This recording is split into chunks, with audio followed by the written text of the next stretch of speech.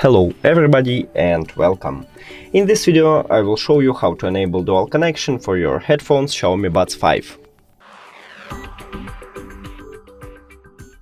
So we have a two device. I connected it just to this iPhone. So let's start with him. Open the application, scroll down and go to additional settings. Now click on dual connection, and after that let's go to the second device, open settings, connected devices or Bluetooth, then pair new device and press and hold connectional button at the bottom of the charging case. It starts flashing, cool. So now we should see it. Click on it, pair. Now I connected it to my second device, and right here it also connecting.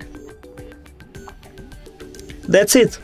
Thank you for watching this video. If you found it helpful, please consider subscribing to channel and leave the like on the video. It's really important to us. See you later.